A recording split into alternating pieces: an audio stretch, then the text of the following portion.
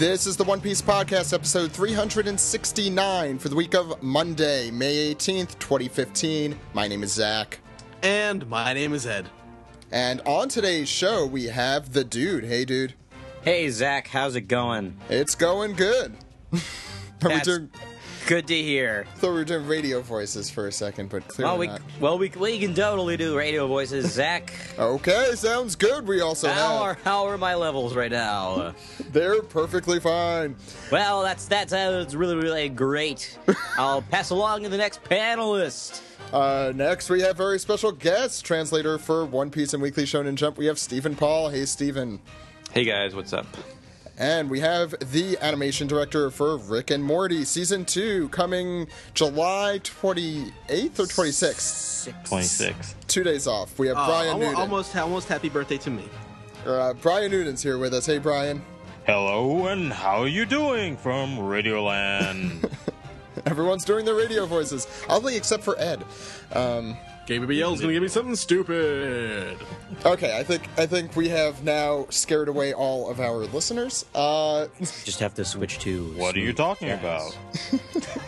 Now for NPR. NPR's One Piece podcast. On today's episode... I'm Diane Ream. Oh, God. I'm going to die. How did I get in here? Who are you people? Wow. There's a very particular person that's going to get that. And it's most of us. That person is older than everyone who listens to the show. I can't hear you. I'm so old. Ed, we have I gotta go. My car is on fire. Wow, dude, Diane Ream just popped in and she left. That's weird. Yeah, that was pretty weird, dude. Ed, we have an anime recap this week, right? Yes, that is the anime recap for episode 693, The Little People's Princess, Captive Mancheri, featuring lots of queen. We also have a manga recap for chapter 786, Giatz. Not expecting that at all. Before we get started, we also, of course, have pieced together and all the regular stuff here. Before we get started, there's a few things. First off, the One Piece read-through is underway. Thank you all for your such positive feedback and for following along. If you're reading along with the One Piece read-through, make sure to hashtag OP read-through. And for those of you listening wondering what the hell is the One Piece read-through, the great One Piece read-through is us going through the first 75 volumes plus. Probably just the first 75 volumes. We'll see how burnt out we get at the end. And we're doing an episode per 3 to 6 volumes, or per arc, basically. Or in this case, half an arc. And, going through thoughts, also our origin stories with regards to One Piece. Ed, have you been having fun with it? Well, I haven't gone back to it since we recorded the first one, since we have the extra week, but I really loved. I found a new love, I think I mentioned last week, for the Kuro arc, which I don't think the anime was particularly kind to originally, and I'm looking forward to seeing the rest of Bradier, because it's the Bradier fight, and the fight with Don Krieg in particular, is much longer than anything in the manga to that point, so I'm curious to see how that evolution starts to move. Yeah, and I'm way too far ahead, I'm not even going to say, because I have been taking planes, and it is a really, really, really good way to pass time.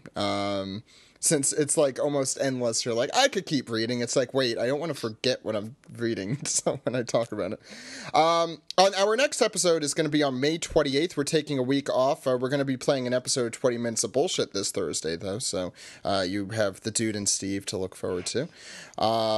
And on the 28th, we're going to have a very special guest from Crunchyroll. We're going to have the brand manager and convention manager, Miles Thomas, who I had the pleasure of talking to a little bit when I was at Anime Central. Super One Piece fan. He listened to us at the very beginning. And, frequented AP forums back in the day. So he's a longtime fan, and looking forward to having him on. He's also going to be on during the Paramount War in all likelihood. So I'm definitely looking forward to that. Also, the other big news is we are going to Dallas for OPP Dallas. And why don't we talk a little bit about that? We're going to go to Funimation. We're going to film, thanks to Jose. We have a bunch of interviews lined up, which we'll be announcing probably in the coming weeks. We also have a lot of behind-the-scenes stuff in not just the dubbing process, but also the subbing process. I think it'll be really interesting for all of you guys listening out there, whether you like dubs or subs, and kind of just to see how One Piece is handled on the American and North American side of distribution. It's going to be great. And we also are going to have a meetup, and that meetup will be at the Barcadia this Saturday at 4 p.m. That is at 1917 North Henderson Avenue. We also have a Facebook event page. You could check that out on our Facebook page at facebook.com/One Piece Podcast. Again, that's this Saturday at 4 p.m. the Barcadia in Dallas, Texas. And so, after that, you could look forward to the to OPP Dallas coming out. It's probably going to come out in episode form instead of movie form, like another thing we did, and that's OPP Japan, which we always like mentioning. You could check the full movie out at oppjapan.com. I think that's enough of us promoting stuff, except for our Patreon, of course, patreon.com/One Piece Podcast. And, everything else we got to promote. But why don't we get into the show? There's a lot of really cool stuff to discuss this week, and I want to get right into it. Are you guys ready for this? Oh, yeah. Mm-hmm. Let's do it.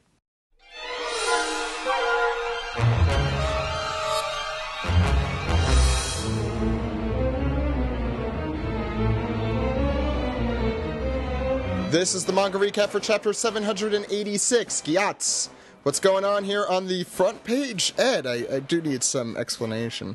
Well, two monkeys are trying to force Law to eat bread, and T-shirt Oda strikes again. Two monkeys? Oh, I get it. Yeah. That's his first name. So, Steven, the T-shirt, Pan? Mm-hmm. Yes, it says Pan on it, which, of course, is the word for bread in most European languages, I think, aside from English for whatever reason.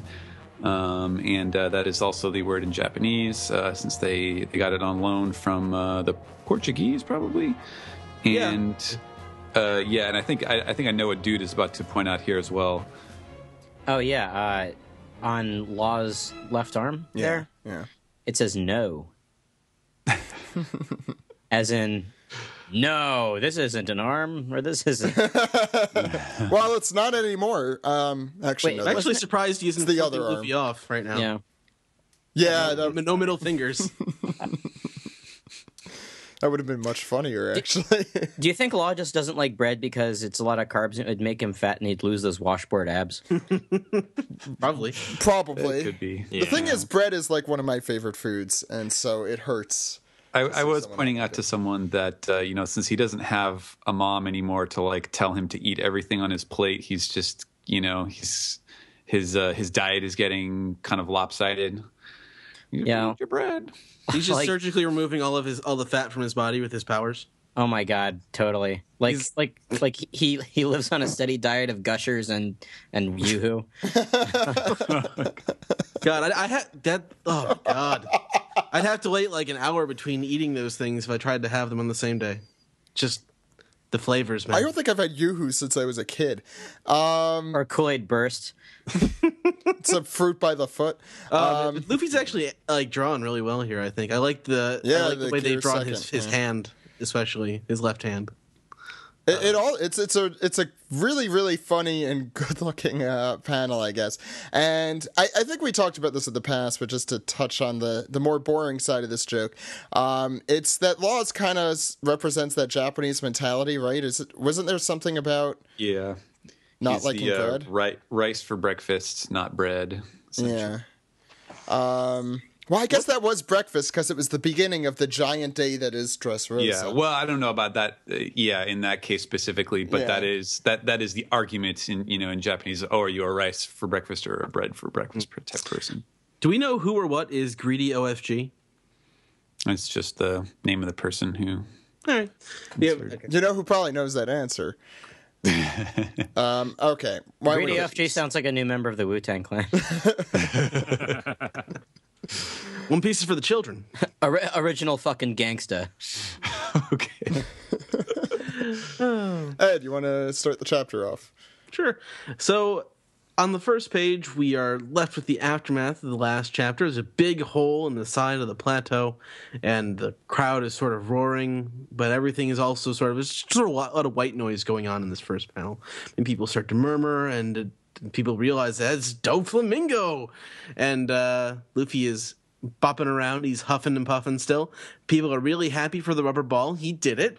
Everyone's very happy. Yay, rubber ball. There's a guy with a 1 on his shirt. But he's not saying 1. Come on, Oda. He should be saying he's number 1. Yeah. So and the other guy's saying he's number 87. Maybe he's the first person to recognize Luffy did it. Like on the comment forums, like, first. That's if they all wore shirts like that, I'd believe them and listen to them more, but no. Yeah. So the people remember that what King Riku called him was the pirate, Straw Hat Luffy. But...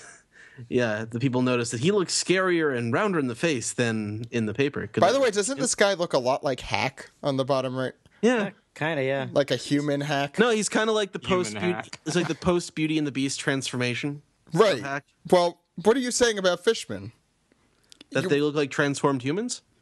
Okay, whatever. Keep going. Luffy, he's still huffing and puffing. But he recognizes that the people on the ground are talking. He was like, "Yeah, what? I heard he was a 25-foot tall monster. It can't be more than a dozen." Like, shut up.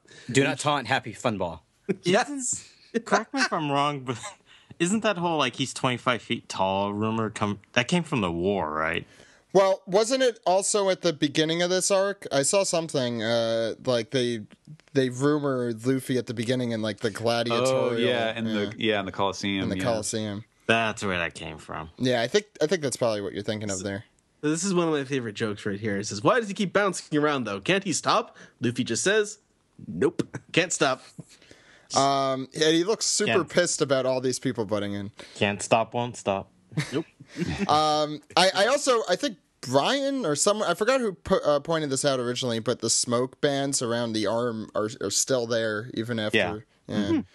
Mm-hmm. And it's clearly intentional because even after 2 or 3 chapters, it's always remaining the same shape around his shoulders. Okay, why don't we go to the next page, which is me, apparently. So we go back toward the remains of the Colosseum, which now look a lot more like the actual Colosseum. And Usopp is still planted upon Hack's back as someone yells, I think Usopp is yelling Viola, and she realizes that Straw Hat, the sound was Straw Hat, and apparently he won, and Usopp is for some reason surprised, or Hack. They don't really specify. Anyway, we go to King Riku, who is staring solemnly out into the distance with I know the name of that guy. I'm gonna get Tank LaPontaine. Tank. And then we go to Cavendish, not Bartolomendish, Cavendish, and who say, "What destructive power!" No way that he could still be alive, though anyone, including us from last week, could tell that that's probably not the case. And Law, who is staring upwards, breathing heavily, does not look happy. You could tell because there are lines across his face. And we see Luffy bouncing and continuing to bounce. As Ed, how could you demonstrate the sound effects here? Boingy, boingy, boingy, boingy. Thank you. I knew you'd know what I'm talking about right there. And saying, "Look, you did it. You beat Doflamingo," but he is not happy because he notices it's not enough. We look up, we see the bird cage is still there. The people in the crowd are still very confused as to what the problem is.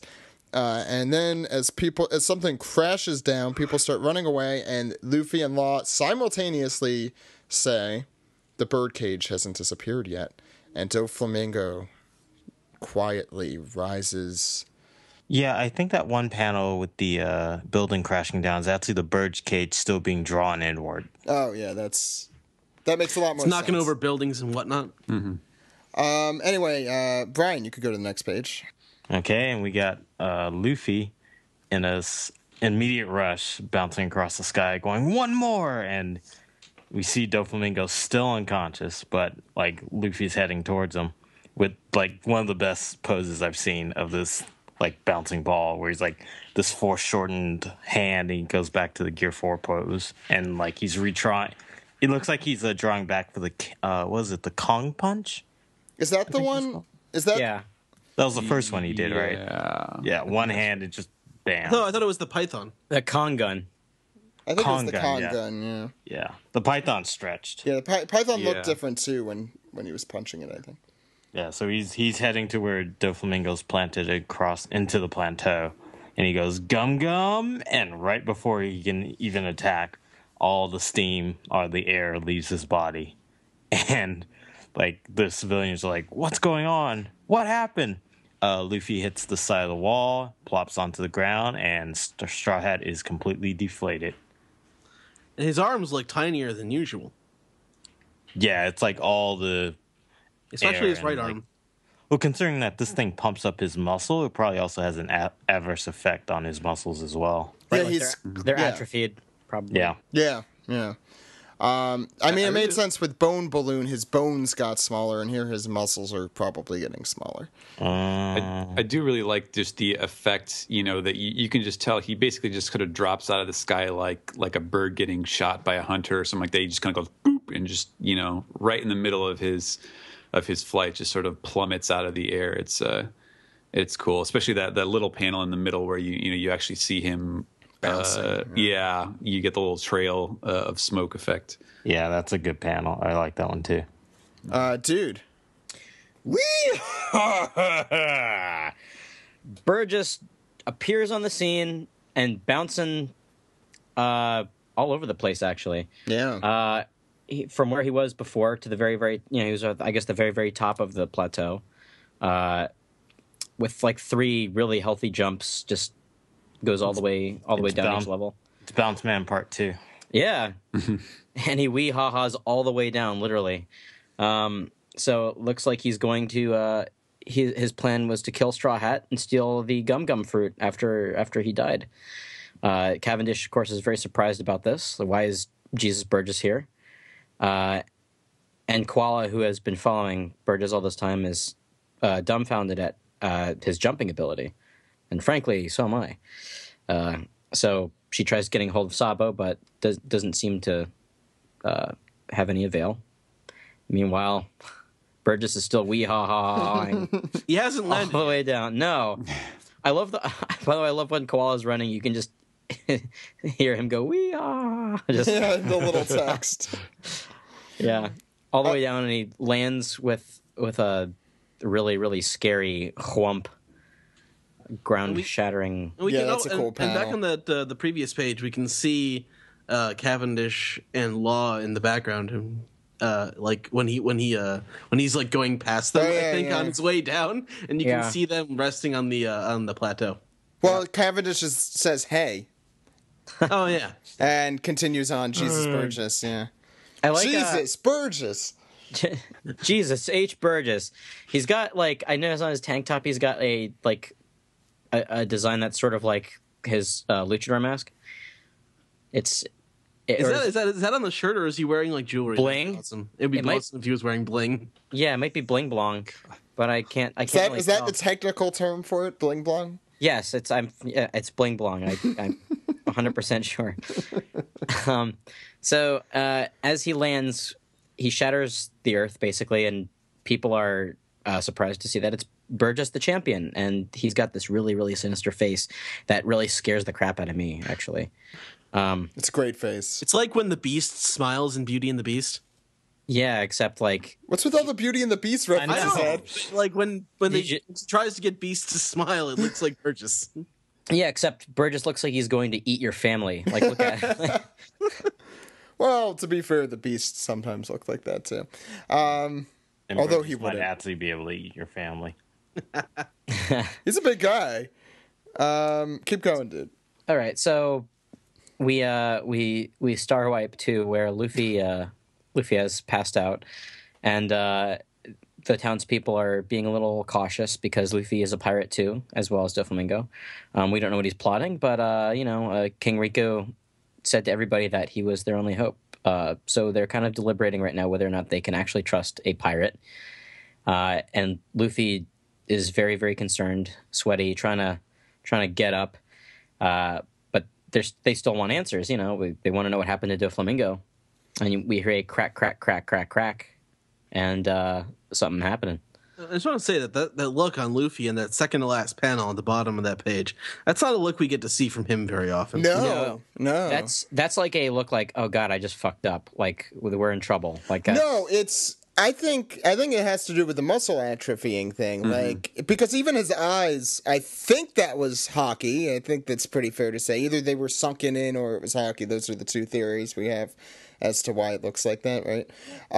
So I think even his eyelids aren't really able to lift during this time. No, what I mean is that it's this look of helplessness, which well, yeah, he can't even get up. He's completely disabled. Again, muscles are important, especially if you're trying to kick some ass.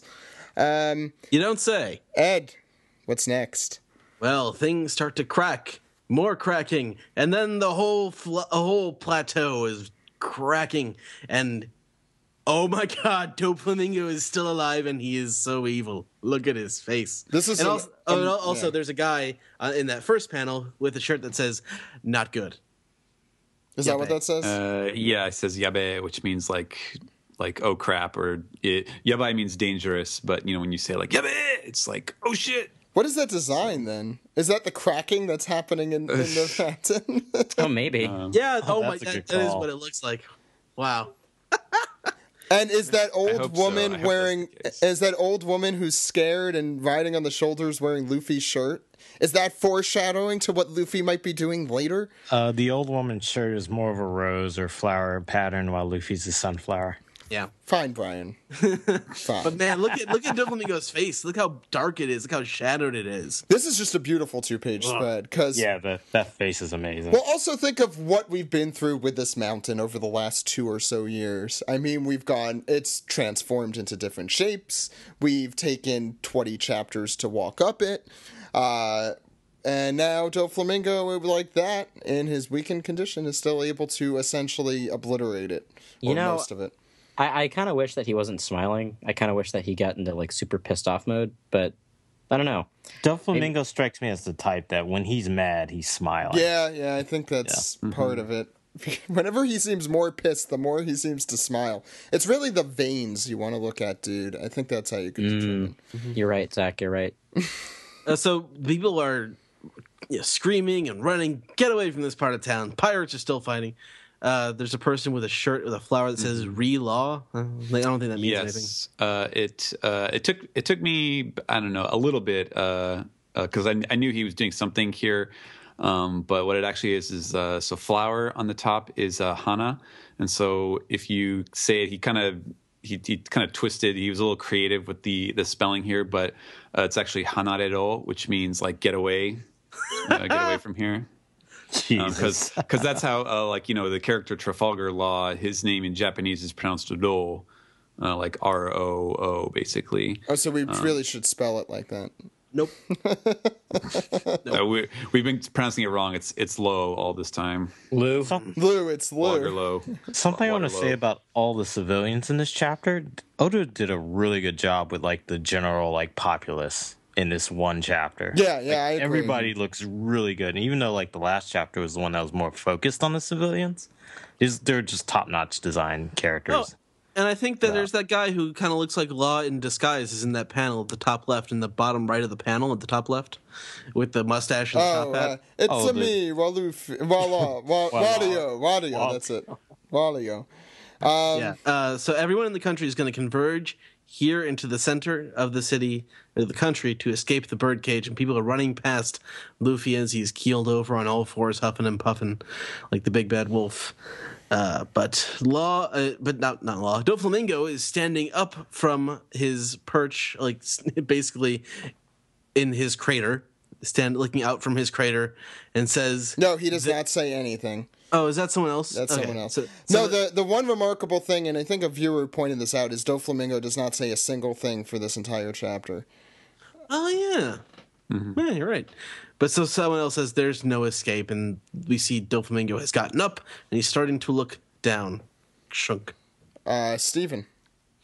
And now it's kind of like they're finally kind of taking note of each other, how the other is faring currently. We have, Luffy, who's slumped down on the stones there, and he's, he can't even really get to his feet, while Doflamingo is sort of, seems like there's a little crack, so maybe he's like cracking his knuckles, or is just, kind of he's rubbing his chest. I think he's just kind of taking note of his current condition. I love that smile on his face. It's like he knows he took Luffy's best punch. Yes, because in the third panel up there, Luffy just falls over. Like he cannot get up, and Doflamingo is clearly like, I've won. He thinks he's got it made now. And the crowd is noting that, I don't know if that guy's going to be able to fight for us anymore. And the other ones are like, this is not our concern. We just have to get out of here because, it's clearly this isn't over. It's still going on, and we're going to get, sucked up into the damage if we stay here. And so now, they're all running away from their would-be savior, the pirate, Luffy. And then we have, another little sequence here where he's trying to push himself up, but he can't even, you see the bend, the distortion in his arm, because it's like he's still rubbery, but he can't even, his bone. It's like his bones aren't even, functioning as bones, in a sense.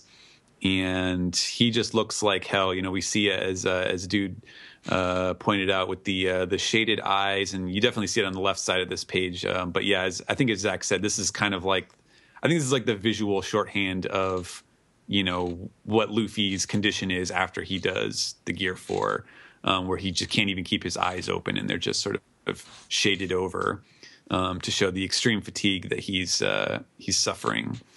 And as he's trying to get up, who should come to his aid but Giatz, the announcer. Did not expect that one. Yeah, well, the title of the chapter. Well, I mean, yeah. I forgot his name. Oh, really? Yeah. Well, I had to remember it because I had to keep typing into the scripts. But yeah, what a great surprise that he just shows up out of nowhere. Well, Ed, wasn't this your favorite character from the Coliseum section? I loved him, especially in the anime. I think he was improved a lot by the anime, and it is kind of weird. No, sometimes these minor characters, they come in and out. Or they're in and they're out, and they don't see them again. But I like the fact that they're bringing this guy back. He developed such a personality. He started cheering for Lucy in the Coliseum, and it kind of makes sense that he would show up here. Well, let's just keep going. Funny thing about Giatz in the anime, his voice actor is actually the voice actor of Akuma or Goku in the Street Fighter series. Oh, wow. Yeah. Huh. That's pretty cool. I didn't know that. This would be like if Luffy got a hand up in the Davy Back fight by the announcer who rides around on the Sparrow the entire time. Itomo Mimizu. Yeah, the last guy you would expect. That's a good recall, Zach. It's I'm just as shocked as you were. And so he's of course Luffy doesn't know who he is. He's like, do you know who I am? I'm Giatz. I'm the Coliseum announcer. And then we get the throwback to him saying, "Oh, it's Lucy." When he was everyone got behind Lucy in the Coliseum, of course, and Giatz is like, that was you all along, wasn't it? And he apparently knew this because Luffy's a small guy, and he's just you don't see someone as overpowering as that in his size very often. But by the way, I love Luffy's face. I know it's as a reaction of the Gear 4 stuff, but his face is just, who the hell is this guy? It looks like he's thinking. It's just like, just get away. I'm trying to sleep. Nah, that's not. Yeah, and so Giatz is like, look, Doflamingo's coming down. What should we do? Is there anything I can help you with for this bout? Like he's talking like it's it's another Coliseum thing. He's too wrapped up in his job. He can't get away from the Coliseum thing. And Luffy says, just give me 10 minutes. Once he does his bounce man form, he can't use hockey for another 10 minutes. He can run around to escape, but there's no telling what Doflamingo will do in those 10 minutes. He just needs time to get his hockey back so he can finish him off with one more move. It's the over-under on how long 10 minutes takes. Yeah, we'll get to that at the end. We'll get to that at the end. That's a discussion. Okay, dude. Right. So, in response to that, Giatz wonders. So if you use this move on Doflamingo, that's the end of his rule. Like we're free. If we buy you 10 minutes, like Birdcage, Doflamingo, everything will be free from it. And we see this great, awesome panel of Doflamingo slowly descending from where he was perched, I guess. Flamingo. Yeah. And Yes. it reminds me of one of the angels from Evangelion, just descending, like not even like having any, like doesn't have like propulsion flight. He's just sort of gliding on down there. No sound effect, not one sound effect in there. Well, if anyone the burning- saw the more... Sorry, dude. Oh, no, it's okay. I was just like, there's this burning city in the background. It's just a very nice panel. Well, Right. if anyone saw like the Avengers movie, I think of like the Vision intro. Oh, yeah. Yeah. Yes, that is very much like that, yeah. So he lands and everybody's, still running, I guess. I'm assuming that they're running beforehand. And Luffy says, I promise, with great conviction, and one of the more serious faces we've seen on him in a while. Eyes wide open here for the first time. Yeah, look at the veins on his forehead. Yeah. I'm serious, they're Like there. He can see Doflamingo's alive and kicking. So Giatz gets the picture. Got it. Rounds up the troops. 10 minutes. Y'all hear that? And everybody just, there's a resounding rah. And Giatz explains that these are all the tournament gladiators who didn't help you because they were too wrapped up in the reward that Dofi had placed upon his head. So they explain that, that was a tempting bounty, but we were wrong about you. So we're here to help now. Brian. Yeah, we got some old favorites. Wait. Yeah, I was going to say, we're just skimming over the fact that Meadows is there. And Mummy. And the Mummy, yeah. Oh, I have to mention, I'm going to mention this now before I forget. I'm sorry Meadows. for piece together people, but fan Dark Leviathan said apparently I had a prediction of Luffy winning because of Mask and Mummy returning back in the Coliseum arc. And Oh my God. though I completely don't remember predicting that, booyah. Also, Ed, you got a prediction right because Giatz returned somehow, so you get a free one there too. I don't remember ever saying that, but I'll believe you, guy. I believe you. By the way, Giatz's name sounds like the sound effect that Lando Calrissian makes when the Sarlacc grabs him. Yeah! I know exactly what sound effect you're talking about. Me too. Brian, go ahead. Sorry. It's the Mummy and Mask are the big returns here, I think. Yeah, right? well, we start Fan off this favorites. one. Yeah, we'll start off this one with Rolling Logan. And he's like, as a token of our apology, we will believe in you and put our lives on the line. Sorry if we end up beating him before you do, which is clearly not going to happen. Yeah, and so now we just have a shot of Doflamingo wobbling, but walking very slowly towards this, like, pantheon of all these, like, C-tier gladiators. And Giatz he says, good, half of you come with me. And he picks up Straw Hat on his back and is carrying him, I guess, in the opposite direction of Doflamingo. And but all of a sudden, off to his side, there's more cracking, and then kaboom! Emerges Jesus Burgess from I guess a building with a giant sword that looks like a knife in his hand. He goes, "Wee ha ha! Die, Straw Hat!" And fucking Giatz does his traditional Burgess. It's like being back in the Coliseum again. Yeah, it's like everyone's back in old form, which is like 2 years ago, which is crazy. I know. Yeah, and Burgess comes down with that sword, but right before he makes contact, swoosh, kick, boom! Sabo comes with a Sanji-like awesome kick that nails like Jesus right in his face.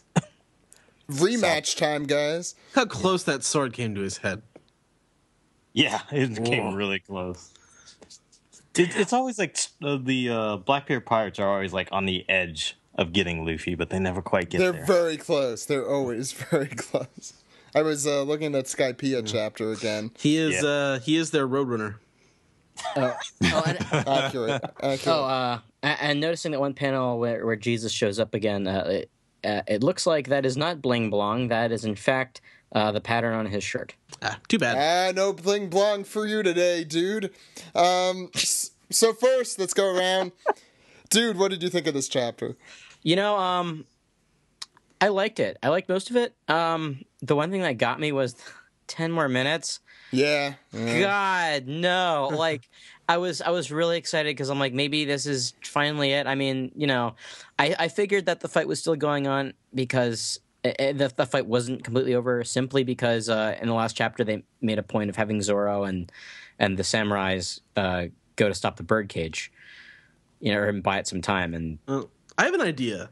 I think next chapter should be called 10 minutes. Yes. And then every 2 pages, it goes down by 2 minutes. Oh, that's similar to like in Alabasta when they were climbing the tower. Just anything to have this over in one chapter. Yeah, that'd be great. It'd be nice. Concept chapter. I can't. The thing is, I can't see this lasting too many more chapters. Just. I don't want to say that though, because it totally could. But a buddy of mine said a minute a chapter. I'm like, oh boy, Christ! And I'm like, hey, I got to bet the win. I'm not putting that out of the. Well, Brian, you said 8:02, so you're fine. You want it to last that long. Yeah. Well, here's the deal, right? So maybe he doesn't end up putting the final hit on Doflamingo. Like maybe during this 10 minutes, say Kaido shows up and pushes Dofi's shit in like big time. I don't think we're gonna see Kaido for a little while long. I mean, look, that could happen. I would be kind of disappointed if Luffy's not the person to land the final blow at this point. I'm just throwing it out there.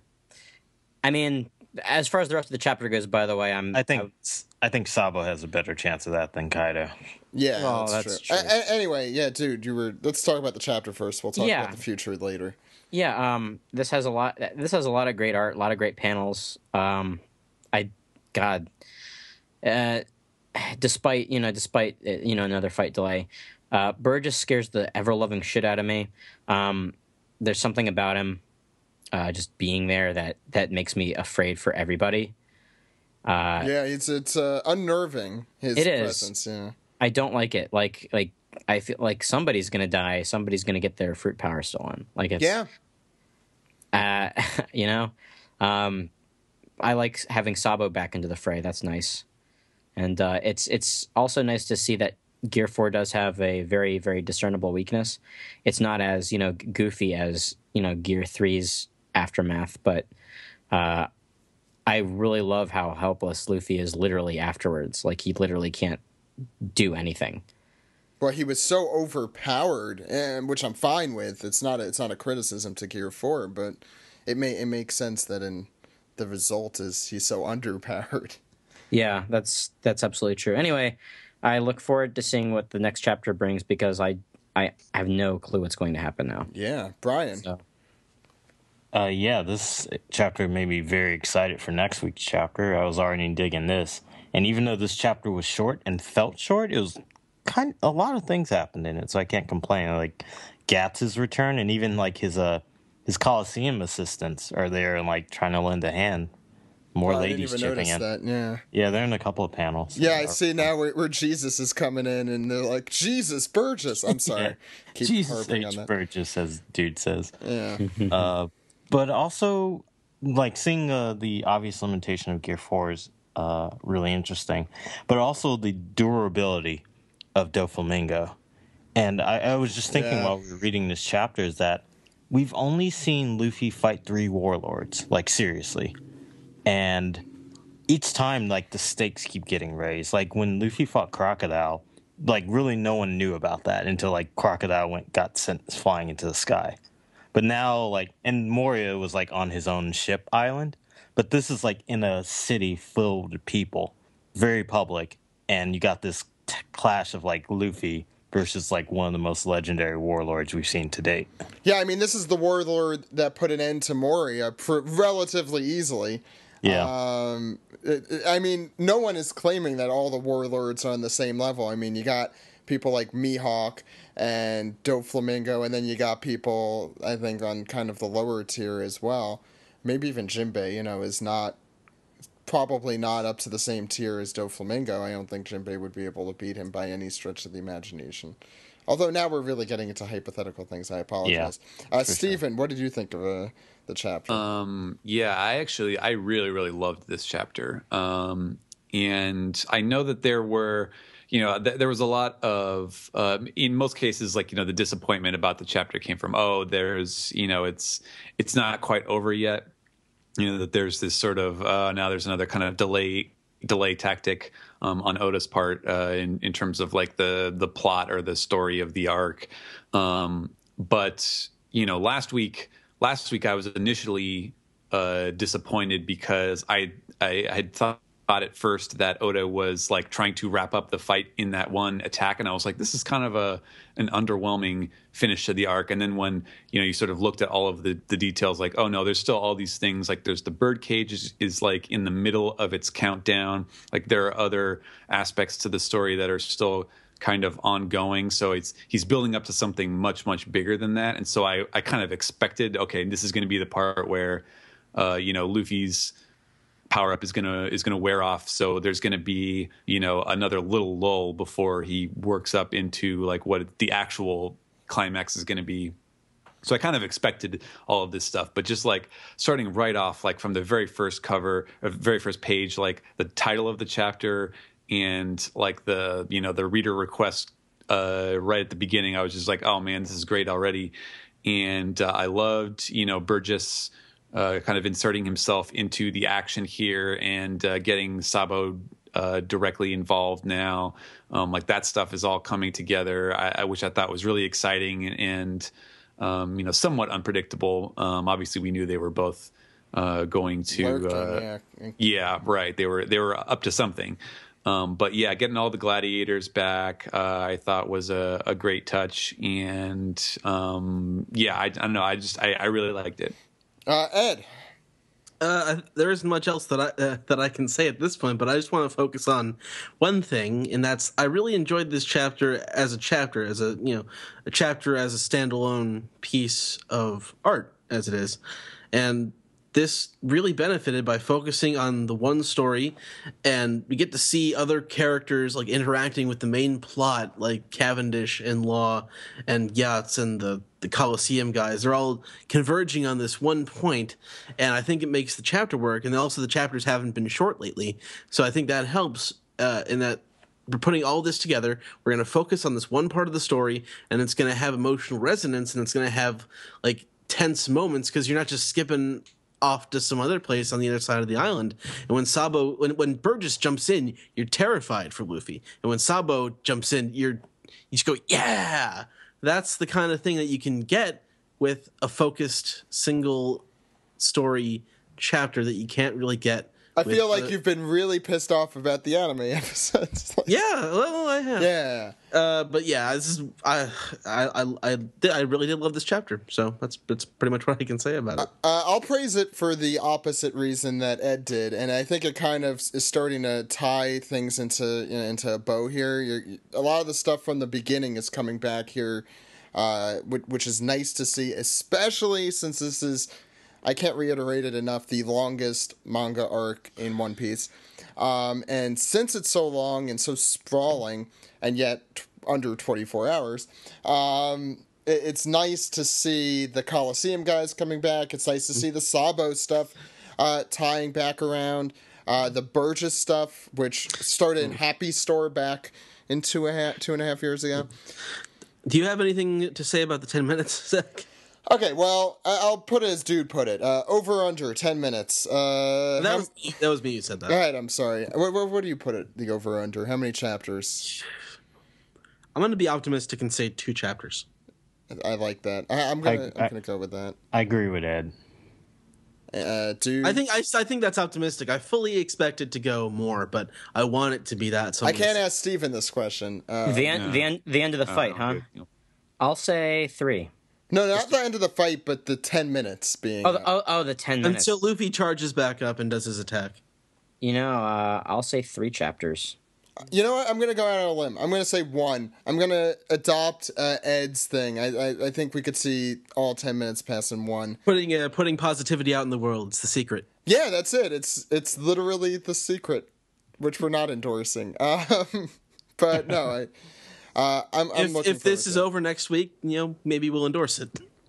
I can't. I'm just excited to talk about what might show up in the post Dressrosa stuff. The series of reveals, I assume, that are going to happen. And feel it getting closer, can't you? It's so close, and it's my favorite part of every arc. I mean, I love this stuff, but it's kind of like that reward. It's the dessert for the long meal that will be Dressrosa, and the bigger the meal, the better the dessert. Bus rides are fun, but I want to get to the fireworks factory.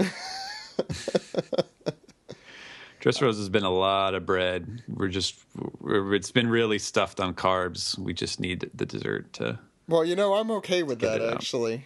Okay, why don't we go into the next segment, guys? You ready? All right. Sure.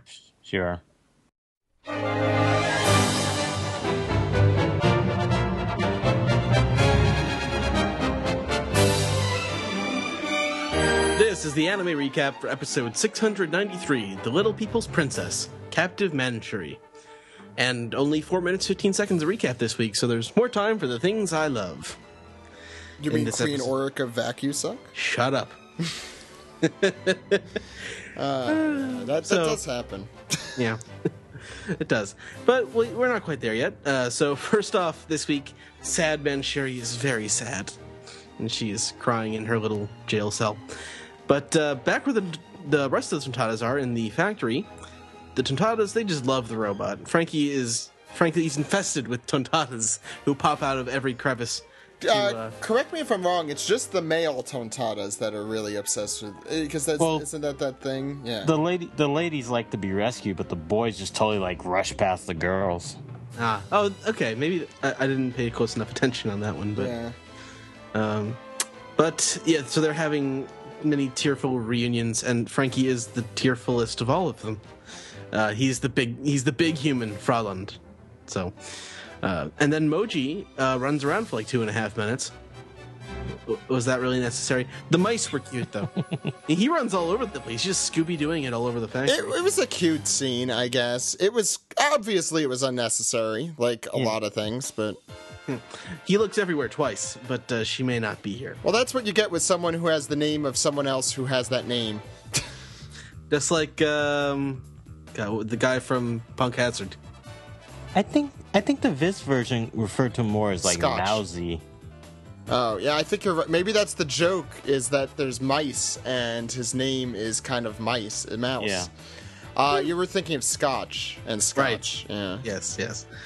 All right, so then the punchline of him not finding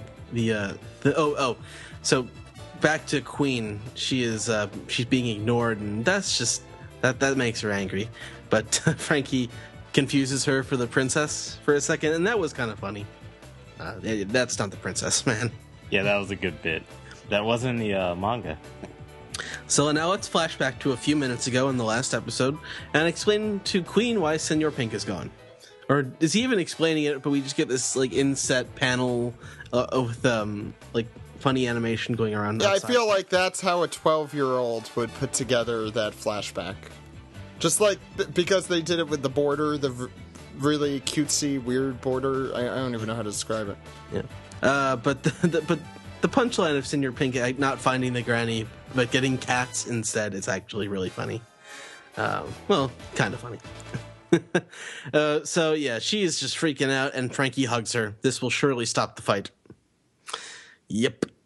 But back to Luffy on the plateau. They got to destroy the toys, and the toys. I've come around on the toys, as I mentioned, I think, in the manga recap. They started reminding me of Rick Sanchez this week with their with the big, chattering teeth mouth and the gray hair that's sort of like a halo, like the halo of like wacky gray hair. Which we couldn't really tell because in the manga they're black and white and it's just white hair. So, but to see it in color, it's kind of like almost on the nose of Rick's hair color, if I could compare them. Like, and the style with it's frazzled, but it's also bald spot.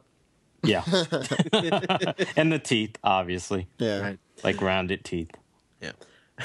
And this is actually animated very well with them destroying all of the toys, like knocking the toys apart. Kyros and Cavendish and Luffy all going to town on it. It looks really awesome. They move like they are in a lot of pain, which is it's kind of a hard thing to do, but the way they're stilted and like they kind of move herky jerky. They're not fluid when they move, I think is kind of the point. And I think it just makes it look like they're in a lot of pain. Yeah. And so they decided to have a competition of destruction, and that's all we see from them for now. Luffy he seems kind of happy about it though. He's got sort of we got to do this. We're going to destroy everything. And back down to the factory, the hug is still going on, and no, Frankie, no, she's not. He's not in love with you, woman. Just get that. But Senor Pink is happy, and even the cats fall for his sympathy, and they all go, yeah. I do like that scene where they meow that he's so hard boiled. Right. But so and Frankie makes the crack about it. He was suplexing me so many times. He was trying to dig a hot spring with the back of my head. Seems like such a Japanese specific joke. Well, it always takes me back to Giatsu's cover story, where he's trying to dig the hot springs in Alabasta. I miss that crazy guy. Yeah. Anyway, so there's Senor Pink comes in. He tries his cat ear punch, but Frankie fakes him out. The hug was a decoy. It's actually a Southland suplex, and he was going for the low punch. He's trying to take out Frankie's legs, but he instead takes out Queen's head. Not quite her face, just the top of her head. Yeah, by Frankie suplexing Queen into Senior Pink's head, which is kind of awesome. Yeah, that was a pretty good scene. Yeah. So Queen at this point is really trying to throw her importance around. She is the factory manager. She's just power tripping all over the place, and I think like the freak out is really added to it by the voice actress. I think the actress adds a lot to the performance. Not saying that I enjoy Queen as a character, but it doesn't appear as bad in the anime as it does in the manga. Just the comedic timing of it makes more sense. I think they're trying to soften her blow. I think you're right. Joke aside. Yeah. And I was saying, even this part is animated well. It's actually animated really well. I enjoy it. I mean, that also contributes to my enjoyment of the scene. I still hate the scene tremendously. So, but then he kisses her. Yeah, there you go. What the fuck? Man, Brian, I don't think you were on the show when this came up in the manga. No. I'm just curious what you think about this whole setup in the first place. I have issues with this. Admittedly, here is weird. It almost feels worse now to actually see it play out. Yeah. But in the manga, it was very kind of like unnerving, disturbing, comes out of nowhere. I get what Oda's trying to do. So I'll at least give him the pass that, like, I know he's playing with these characters like machismo. Mm-hmm. It's a very, like, machismo, chauvinistic attitude. And, like, Senior Pink is definitely that character. But it was strange to see Frankie become that character. Yeah, that was. I agree. Yeah, I think there's magical kiss powers, and they use the fucking movie 6 music that I love in this scene. You know? Wait, before you continue, I would like magical kiss powers. But please continue. Is that what the band Kiss uses for their... Totally. I saw one of those guys at Ren Fair. Not really. Bad joke after bad joke. I saw a guy dressed up like them. I want to see a Ren Fair Kiss with their faces painted. That'd be awesome. And like old timey. Anyway, that's a good idea. That's a good idea. No, that was my fault. Steampunk Kiss. Gladius can be the lead singer. Anyway, so yeah, forced kisses make the women more feminine. That makes sense. And women who interfere in men's fights should be silenced. Right. Can't have any of that feminine stuff in our fight. It's so hard-boiled. All the women are turned on by it. And, that seriously. No, if anything, though, if you switch the genders, that would probably be true. That is how we think. Yeah, because I wouldn't pay attention. All the jokes about Foxy Bonksing on The Simpsons, you know? Yeah, if this wouldn't be as problematic if, there's better female representation within this arc. Like Rebecca and Viola. And then it's like you can do your man's world stuff as long as like women are still prominent and contribute in the fighting, quote unquote. Yeah, but they don't really do that. Although there is one thing that they do right. Well, after they stand around looking at each other for fucking ever. That was like the one. I mean, it's also like a dramatic choice, but they dragged it out a little bit too long with just staring at each other. But I agree. It was very noticeable. The waiting makes. And I think this is part of the comedic timing. The waiting is the hardest part? Is that what you're going to say? No, it didn't quite nail the comedic timing because, like, they do all this hard-boiled shit and then diaper bomb, nipple light special. Yeah, and which is ridiculous. We're not supposed to take this hard-boiled shit seriously, but it doesn't make me like Queen anymore. It just makes the gag work overall, And I want to like her because I like her design. I like this, like, giant woman in a luchador mask. She was like, when she showed up, I was like, she's going to be a badass, or kind of, but no, not really. Nope, she's disabled by a kiss. Oh, God, yeah, sad.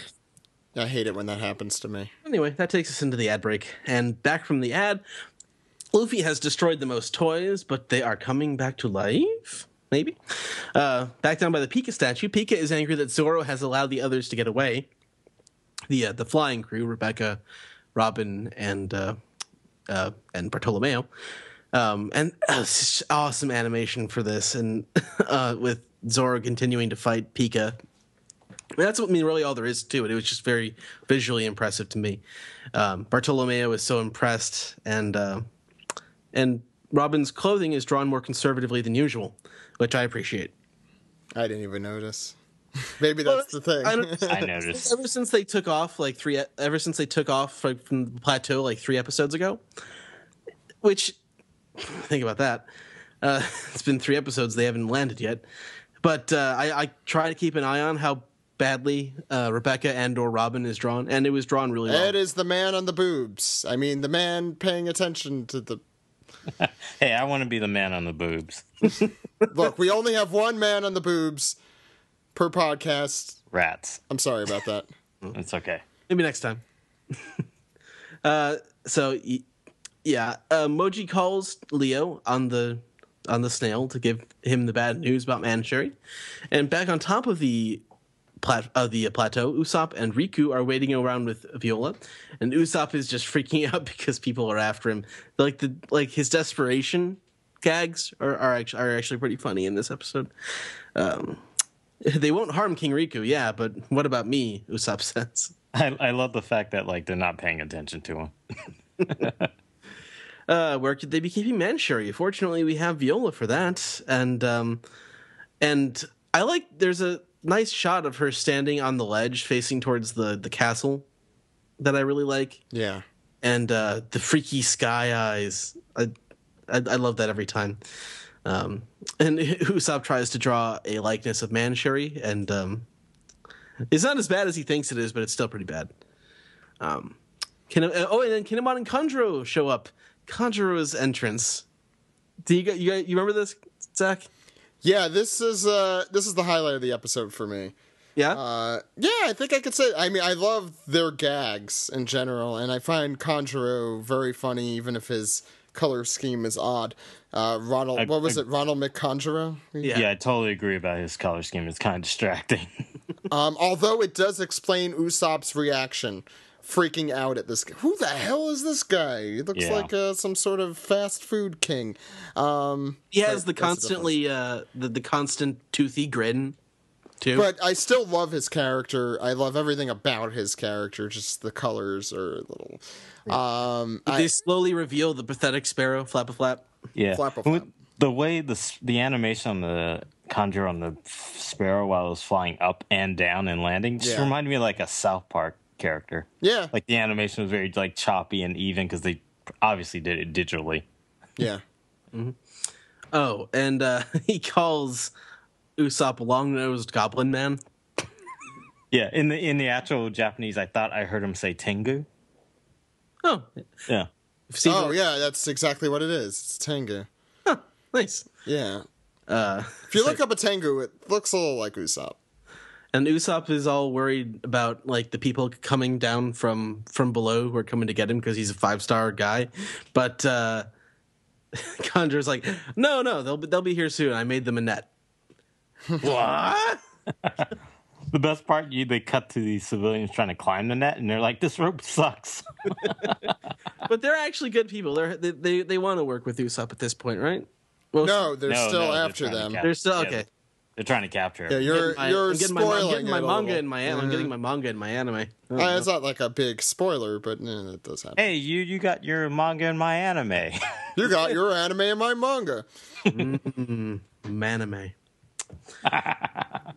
Okay, so Kanjuro is he feels like he's deeply offended Usopp, so he must commit harakiri, but he is easily convinced not to do it. He's like Kinema. I was like, no, you mustn't. Well, then I mustn't. And more point of view exploration of the palace. All right, this is like a 10-minute scene. Yeah, this goes on forever. Which does not need to happen. This could have been a minute. It could have been 2 to 3 minutes, but it was too long. So we see all the places that Mancheri isn't. It was really nicely drawn. Don't get me wrong, but it was very unnecessary. The whole thing, because not to spoil too much, but Mancheri, up until the point I have read, is not super important. Isn't plot changing to such a huge degree that it requires a 5-minute scene of us looking through the palace. Where is she? It must be somewhere I've never been, and I've been everywhere. I mean, it could have gone a lot shorter, but I do like the way they ended it with little kid Viola, who is so cute. I'll slightly disagree because remember, like how long it took between when they mentioned Mancheri to her actually being revealed. This is the anime's bread for her because they've only talked about it, they've never revealed her, and it's been a long time coming. Well, you know how Law hates bread, so that's not. But yeah, Riku mentions that they're probably trying to use her ability, but everyone needs her ability right now, especially you guys. Mm-hmm. So cute little Viola remembers the time that she broke a plate, and this is basically like a timeout room in the back of the chapel they have in the palace, and they dramatically go back to the timeout room, and there is sad bread and a sad princess who just wants to go back to Greenbit. And they do the teardrop thing into the next episode card, to be continued card. Which I thought was weird. I you thought liked it? That was fun and it added a little bit of flavor. Well, considering what we know what will happen with those. Yeah. Exactly. I think you and I had slightly different ideas of this episode. I didn't love it that much. You seem to like it a lot. I thought the animation was really well done. The choice of music, my whole opinion, especially the choice of music with Queen, but I think the anime has managed to make one of my least favorite things of all time kind of work as a funny gag, even despite its problems, as we've talked about. I think the anime, we're going to be one of those few situations I say this sentence. I think the anime definitely did it better than the manga. But I still don't, the anime did all of this episode, I think, better than the manga did. Mm-hmm. But all that given, the material they had to work with was pretty shit. This is probably one of my least favorite chapters or portions of Dressrosa. Yeah. Not to be too hard on it, Dressrosa is an arc I really do like. I think at this point as it's still going on in the manga. But it was not, I don't know. I didn't love this episode. It was forgettable, I think. Yeah. No, but Brian, did you have any? I don't know. I'm starved for good looking art and animation in this show and this anime, and I got it this week, and I'm not gonna look down on it for that. Well, I'll agree to Ed that the animation was well done. It was consistent, which is says a lot for Toei. But it reminds me back of the old days when they used to take like 2 chapters of a One Piece episode and make a full episode out of it. At least then you got it was dense and you felt like it was a complete episode. This, it felt like they did the same thing without all the content. It's like only the first half of the episode was all the content, and the rest of it was kind of like larger filler stuff. Just like, hey, let's hang out with King Riku on the plateau for like 5 minutes. And then let's watch Viola look through her gaze for another 2 to 5 minutes. Yeah, that does kind of take the episode down for me with the time wasting with Viola. And, and the Luffy crew doesn't really do much this episode either, so. Yeah. And it was almost like you could put the last episode and this episode together and it would make a more complete episode. Like, take out all the extraneous stuff, especially with Mosey or whatever they call it, Moji, yeah. Take out all the stuff with Moji and combine these 2 episodes and you'd have a pretty decent episode. I think you could say that about most episodes. True, it's true. Well, some of them are like pretty jam-packed. So it's like, like when Pika is revealed and he does his power. That's a solid episode overall, yeah. There were some good ones just a little while ago. But remember, they were surrounded by really terrible ones. I remember that. I was like, come on, get to it already. And then with 3 stars, this person. Oh, you're dead on that episode. That episode's probably the biggest bullshit episode of this entire arc. That was by far the worst episode of this arc. Yeah. This arc has been treated overall pretty well by the anime. That is a terrible episode. This one wasn't. Considering the material, I think the manga. I agree with Ed that it definitely did it better. The animation, it was a nice looking episode, but I hate the source material. I think you guys get it. I think we're kind of treading on the same ground over and over at this point. Want to get into the next segment? Oh yes, I do. Sure.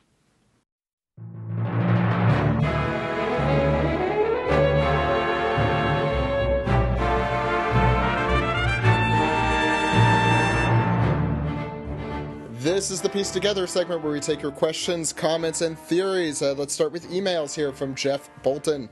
If Blackbeard's devil fruit... I should warn you, we got around like 18 awakened questions, and there's going to be a point where we're just going to be really condescending about it, so I'm just watch out. Because there's a lot of them. It's been mentioned once, and it was not mentioned in this chapter, so I don't see what new questions there could be. Well, it'll be like... What if blank awakened, or did blank awaken during this time? And so if you hear an awaken question, we're probably going to be a little more succinct about it. It's not I wish there fault. was a noise that I could make for shrugging my shoulders. Yeah. Meh. It's meh. Meh. It's not to be condescending to or at all to any particular person. Well, it is a little bit. Well, it's just a lot of people asked it, so it's not your fault specifically if you asked this. This one happens to be an awakened one. It's about Blackbeard's devil fruit. Could he make cloaks of gravity or darkness that will suck the fruit powers out of the user's body? I don't know if that has anything to do with the awakening of that fruit. If you ask me, it's just the fruit. There's a thing, too, is if that's, the solution to the power stealing abilities, then how does that explain, Burgess running around trying to steal Luffy's fruit? Like, clearly they just know some method. There's some method. Yeah, exactly. Or they kill the person. Or the fact that he can hold 2. Even weirder. Right. Even weirder. It's the Blackbeard crew is definitely a key to several puzzles that we do not have the answer or even idea of how they're doing it. Ben has the next question. He has 2 of them.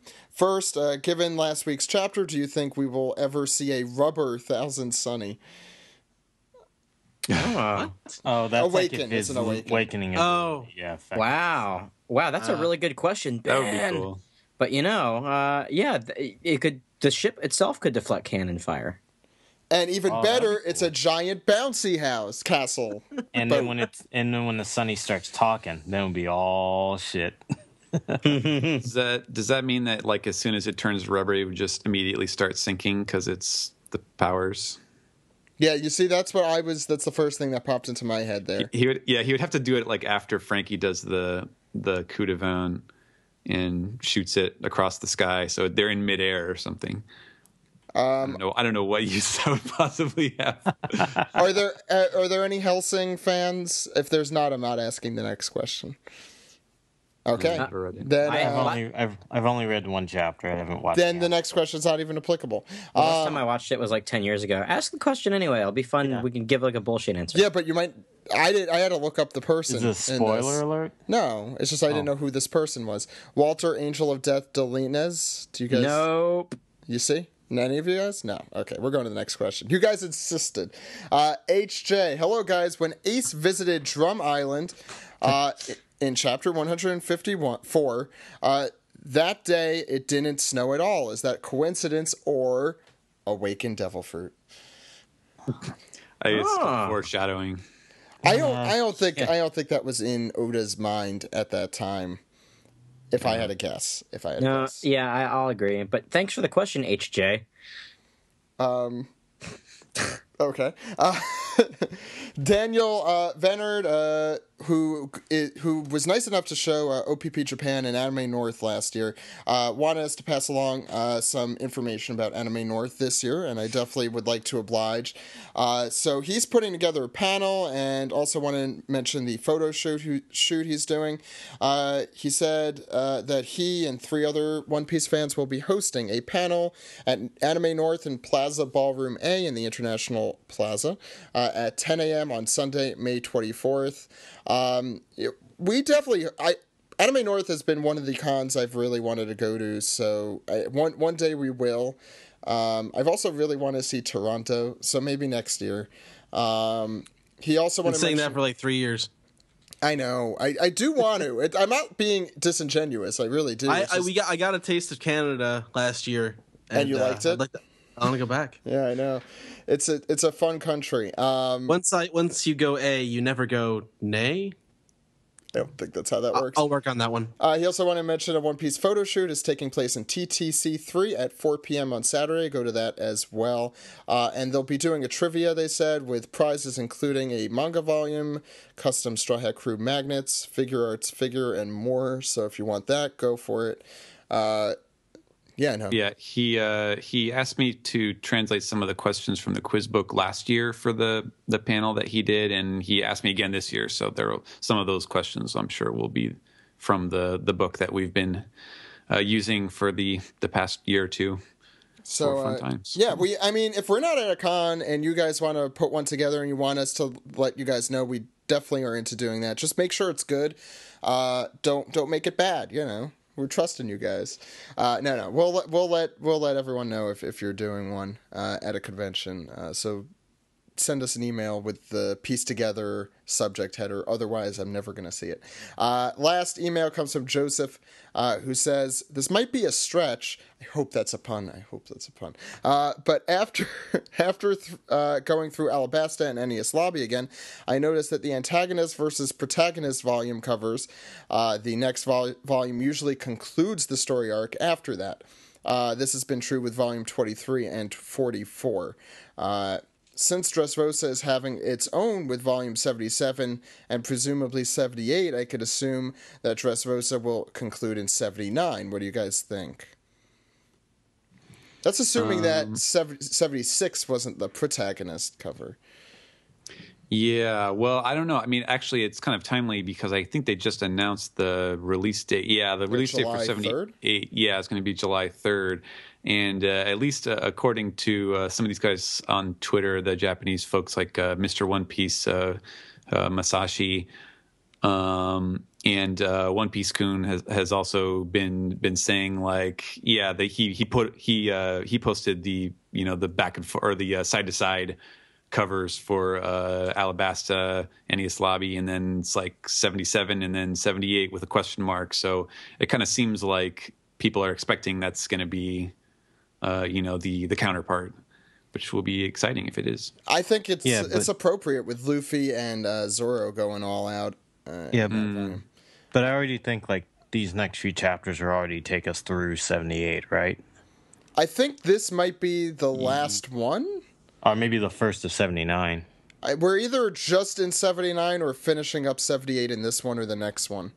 We're very close to the end of 78 or in 79 at this point. Hang on, let me see. I have the 77. It goes up to 775. 786. So, yeah, we're through it then. We just finished up. We're through the looking glass, people. Mm-hmm. Sorry. Ed, it's time for everyone's favorite segment. It's time for... Peace the Tweed! Yeah! That delay kind of scared the shit out of me there. All right, first question from Sandro TWIS on Twitter asks, do you think Zoro will fight Doflamingo while Luffy is recovering? I mean, his goal seems to be the birdcage right now, so I don't think that's going to happen. I'm kind of hoping Sabo is able to hold off Burgess and the injured Doflamingo at the same time. That would be awesome. Let me put it this way. If anyone but Luffy beats Doflamingo at this point, I'm going to be very upset. I don't know about the rest of you, but I will be very upset. Yeah, I feel that. Because it could have been Law, but Law is down. He's not coming back. Look, I've been rereading the Arlong arc thing again, and it's like everyone has their own job, but Luffy's job is to kick some ass, and he has to kick some Doflamingo ass here. Go ahead, sorry. Lithion asks, what are your thoughts on the current manga pacing and the upcoming chapters? What are your thoughts on Luffy needing help? Steven, I'm kind of curious about your perspective on that. Well, I mean, you can't predict the future, but in the Well, yeah, don't talk about the future, but just talk about how the pacing's been going. How do you feel about it? Normally, I would be really frustrated about it, but I think, and this is something that both I and especially Greg have speculated on, which is that it kind of seems like because there are so many elements to this story and there's so many different groups of people involved, that it kind of feels like it can't just be like Luffy versus Doflamingo. Like there has to be some giant set piece where like everyone who has a bone to pick with Doflamingo gets involved.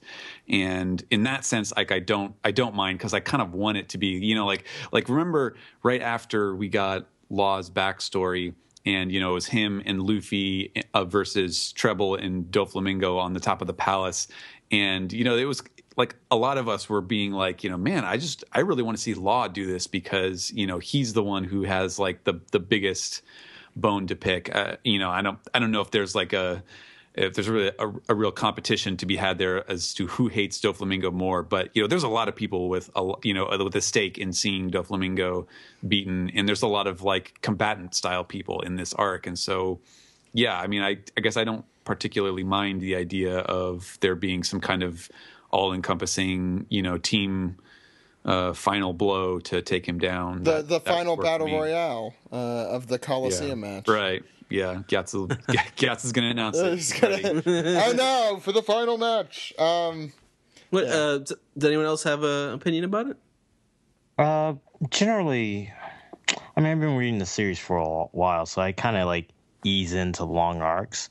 And I think we've been spoiled recently because we've had a lot of really great arcs, and they've been relatively like shorter in pace. Like the war was barely half a year. I was going to say, I have no idea what you're talking about, because we just came out at 2 really long arcs prior to this one. Well, you're talking about Fishman Island and Punk Hazard. I don't consider like most One Piece arcs will take you 50 chapters. That's a year. Well, Fishman Island was one of the longest, I think. It was longer than Skypiea.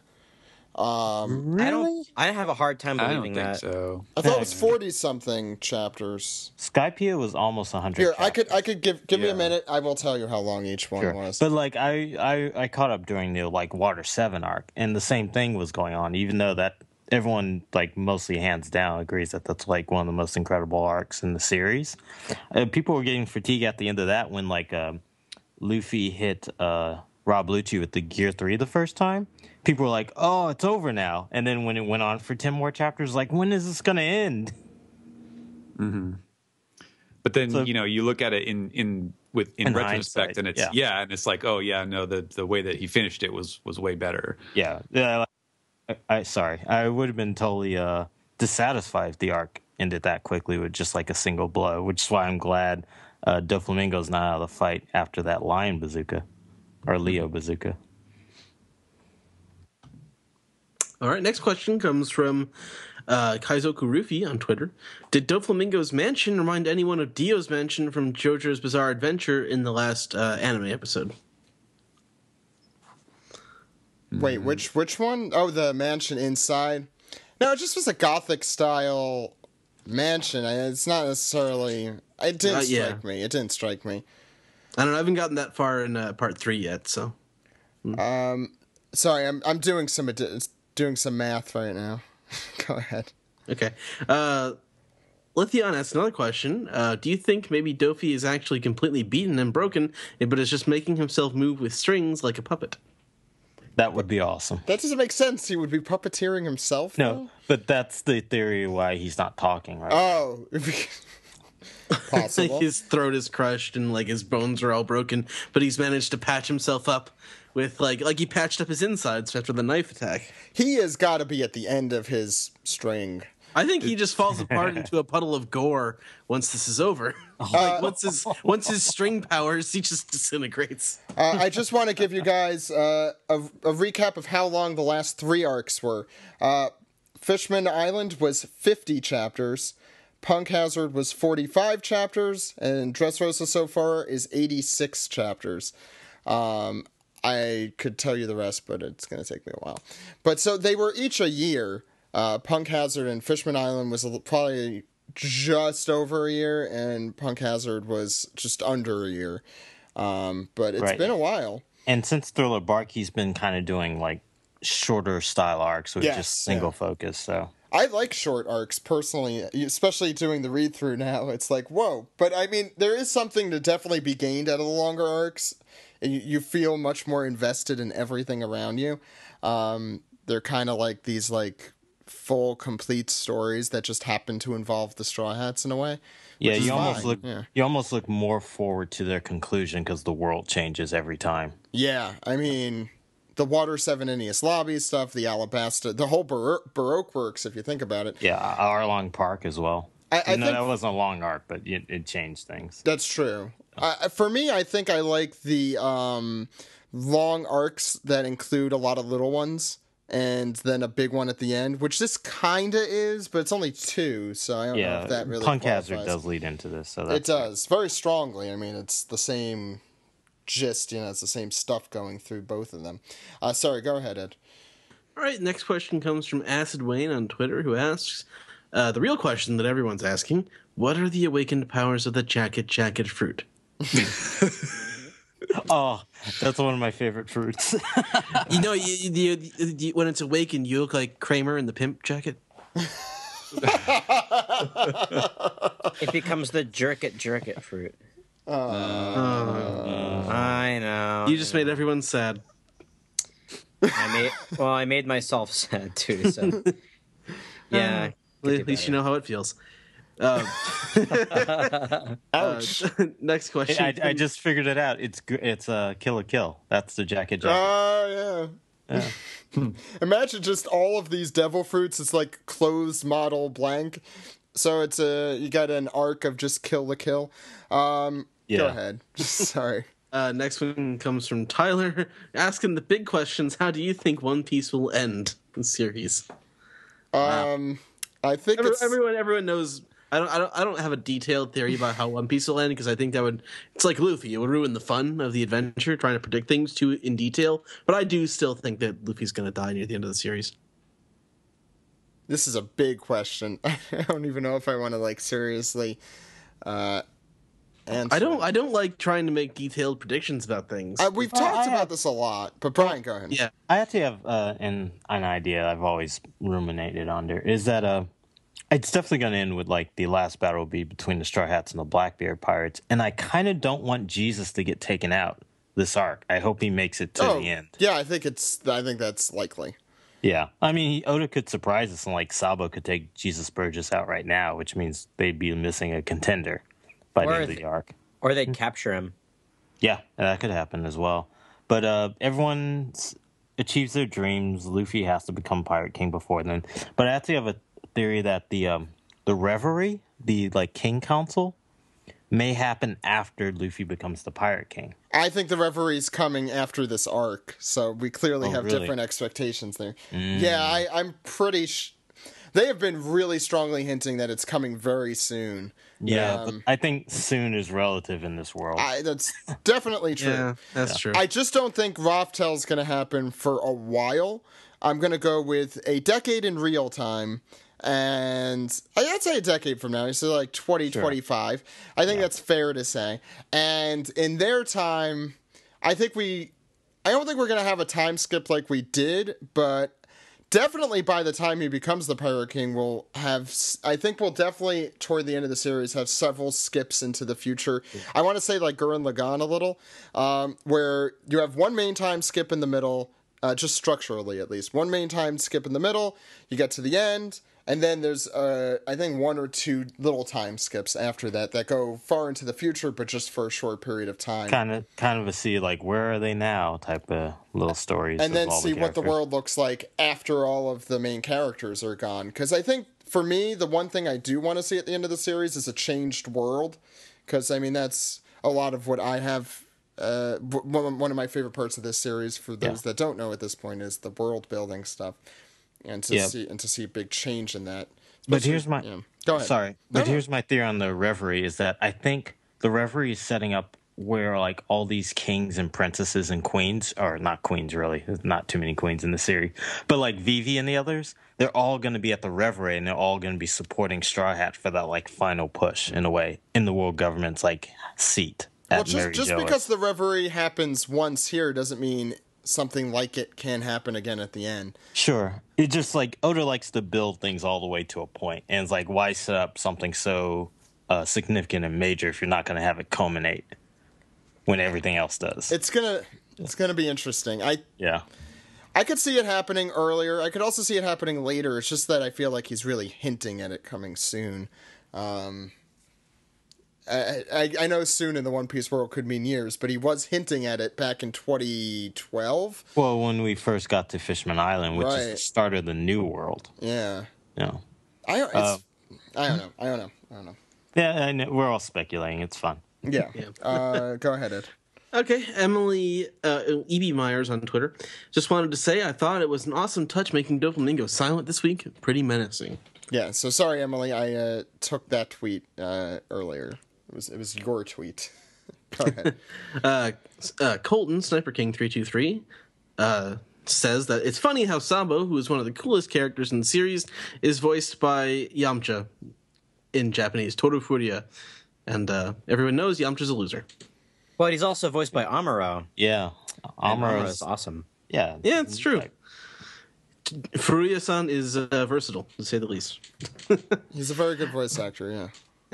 Danny Newman asks, do you think Giatz will buying Luffy time will be like Doc Ock in Spider-Man 2 when the passengers tried to stop him taking Spidey? Has anyone seen Spider-Man 2? I have, and I know what... unfortunately, not in a long time. That's definitely the best of the Spider-Mans, right? It is, but, you know... Best of the Spider-Man. I could see that. Sure. Yeah. All right, Michelle Al-Hadri, Viva CM Punker on Twitter. Are any of you guys a little disappointed that there is no comedic consequence for using Gear 4? As you said, I think the duck hunt falling out of the sky is kind of funny. Yeah, that's true. I think it's more tragically timed. Yeah, there's bigger consequences. Yeah, I don't... Although, to be honest, when he shrunk in Ennius Lobby, it was during a very serious moment, too. And he almost gets killed, so... Same kind of thing here. Yeah, he's all emancipated, and he's free. Yeah, I mean, Genie, you're free. Yeah, they had that one panel where his like hands to the ground and his like bones bent, so it's kind of like he's wobbly man now. Yeah. Mm-hmm. Like Gumby. He's Gumby, damn it. Yeah. Just imagine him being an old person. All right. Dunk Hazard, Ultra Chaos 547 on Twitter. Did you notice the mummy in the latest chapter? The mummy. The entire fandom was dying to see him again, obviously. You are correct. And next one from Super Forsooth, 2 parts. Do you think that the bread in the cover story is symbolic of Law's fear of friendship and being close to people? Wow, went deep in there. Yeah. Yes, I agree. Also, predictions for Beppo's reintroduction. I'm hoping immediately. Where is the bear? Come on, Oda. I agree. He's going to be so happy to see Law again. Yeah. And finally, C Slim Right on Twitter asks, what are your thoughts on this whole new notion that hockey can now be measured or have a limit? I mean, it's always been that way, right? I mean, people get fatigued. Can't use all your powers at once. Yeah, and they even set up early on that some people's hockey are stronger than others. Luffy has pretty strong hockey. I think, I guess it was something that I always took for granted that there's a limit to how much of this you could use, but maybe other people weren't thinking that way.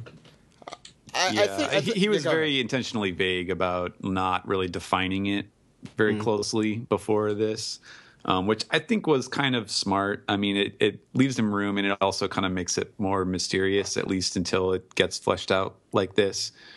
But I don't have a problem with it in this case. All right, let's round off the show. You guys ready? Yep.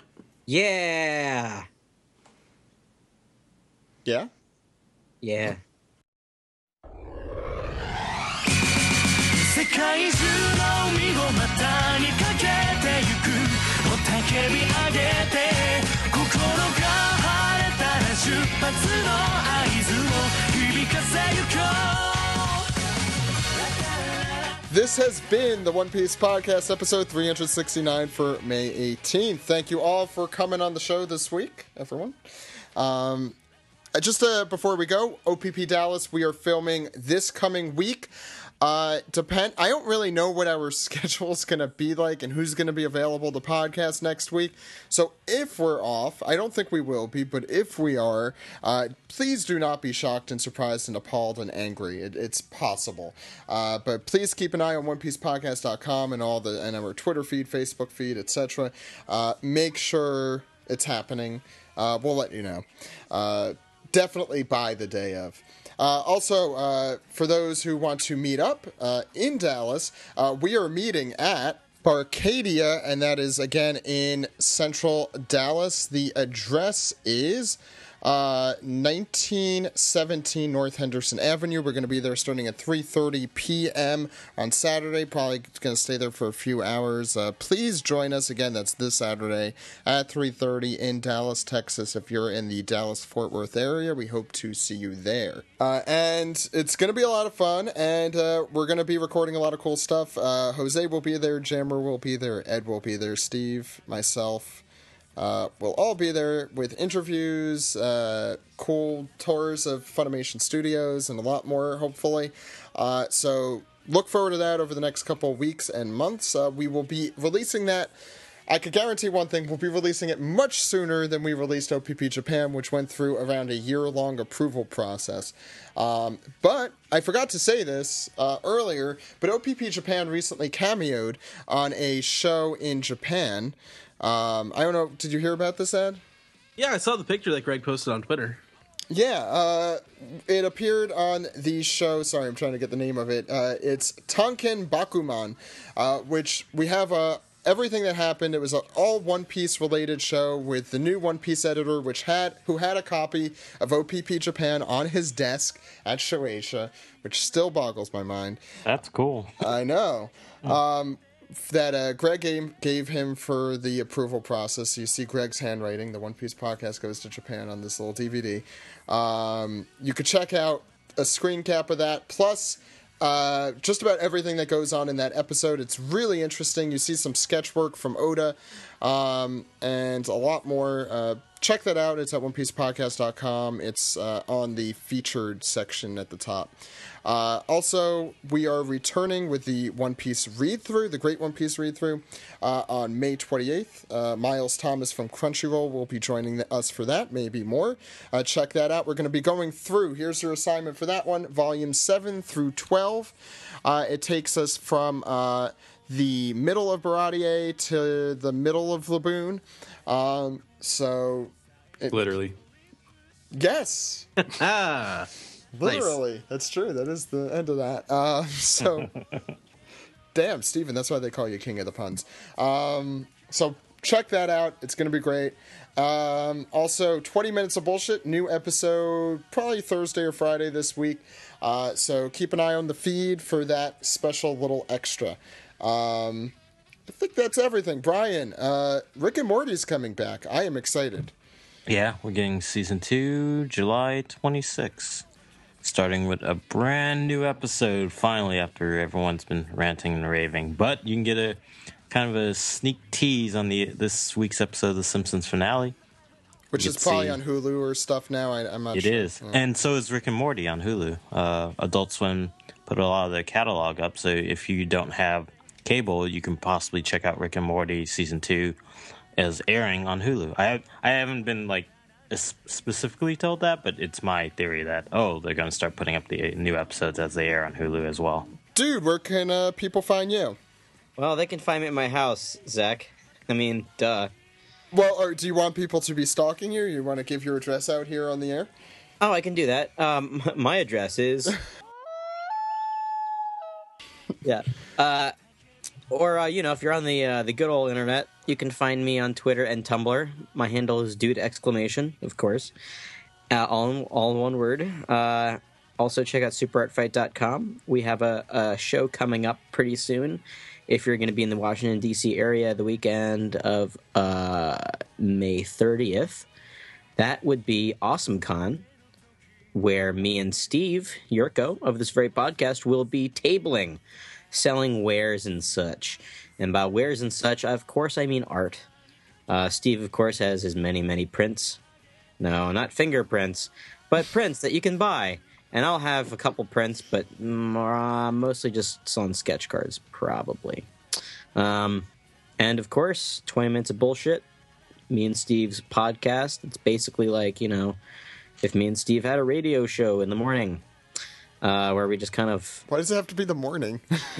Well, you don't have a radio show. You can talk like this. Yeah, like DC 101, Elliot in the morning. That dude sounds like he's coked up like a lot. Is that what you're promising with your show? I'm promising that we're gonna do several bumps of coke right before we. No, I'm not promising that. But what if we did do that? That'd be crazy, right? Like on the next 20 minutes of bullshit, Steve and dude do coke for the first time. Let's see the results. Actually, that would be kind of funny. No. Don't do drugs, kids. Stay in school. Also, that's it. Good talk. Good stuff there, dude, as always. Also, Rick and Morty, new season, July 26th. Yeah, I agree with the dude. Can't agree. He's promoting things. I don't know why I'm so outraged. Steven, where can people find you? Well, if you want to write to me, you can write to Happy Dude at 742 Evergreen Terrace, Springfield. Or you can just follow me on Twitter at Translatosaurus. I think you're forgetting something. A new season of Rick and Morty premieres July 26th. Yeah, if you want, check that out. I worked on that. He translated it for me. From Japanese into English. By the way, Steven, you totally have my address wrong. It's clearly 123 Fake Street. Oh, okay. Such disdain there. Ed, how could the good people contact us? Well, Zach, you and I are on Twitter. You're Zach_Logan. I'm Edward E. Festizio. But as for the podcast, we're at OnePiecePodcast.com, Twitter.com, YouTube.com, and Facebook.com/OnePiecePodcast. Go see our movie, OPPJapan.com. OnePiecePodcast@gmail.com is our email address. OnePiecePodcast.tumblr.com for news updates and funny pictures. One Piece Podcast is our Skype name. You can subscribe on SoundCloud. You can subscribe on the Stitcher Smart Radio app. You can subscribe, rate, and review on iTunes. Please do all three of those things. And you can also call us on our phone number. Zach? Ed, that phone number is 347-497-MAGI. Maji. That phone number again...